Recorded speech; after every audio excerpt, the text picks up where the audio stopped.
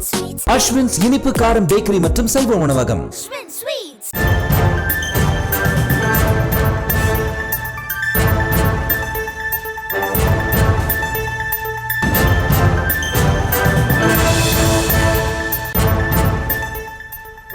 நடிகை அளித்த பாலியல் வன்கொடுமை புகார் தொடர்பான வழக்கில் சீமான் வீட்டில் இன்று நோட்டீஸ் ஒட்டப்பட்டிருந்த நிலையில் தற்போது சீமான் வீட்டில் காவல்துறையினர் நிறுத்தப்பட்டிருக்கக்கூடிய காட்சிகளை நாம் பார்த்துக் கொண்டிருக்கிறோம். சீமான் வீடு மற்றும் சுற்றியுள்ள பகுதிகளில் காவல்துறையினர் பாதுகாப்புக்காக நிறுத்தப்பட்டிருக்கக்கூடிய காட்சிகள்.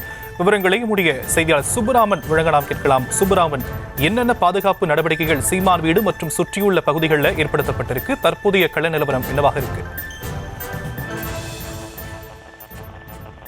வணக்கம். சீமான் வீட்டிற்கு அருகே இருக்கக்கூடிய தெருவில் ஒரு துணை ஆணையர் தலைமையில் போலீசார் பாதுகாப்பு பணியில் ஈடுபட்டு வருகிறார்கள்.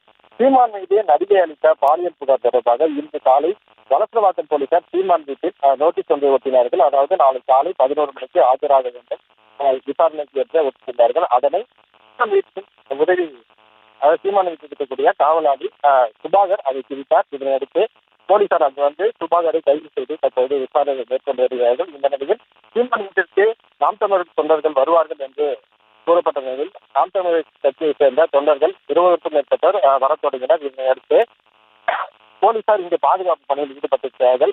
அடையாறு துணை ஆணையர் பொன் கார்த்திக் குமார், அதே போல நீலாங்கரை உதவி ஆணையர் பரத் ஆகியோர் தலைமையில் சீமான் வீட்டிற்கு அருகே இருக்கக்கூடிய இந்த சந்திப்பாவணி 2வது தெருவில் போலீசார் பாதுகாப்பு பணியில் ஈடுபட்டிருக்கிறார்கள். தெருவில் உள்ளே வரக்கூடியவர்களை யாராக இருந்தாலும் நிறுத்தி அவர்களிடம் யார் என்று விசாரித்து அதன் பின்பே உள்ளே அனுமதிக்கப்படுகிறார்கள். இந்த பகுதிக்கு சம்பந்தம் இல்லாதவர் என்று இருந்தால் அவர்களை போலீசார் உள்ளே அனுமதிக்கவில்லை.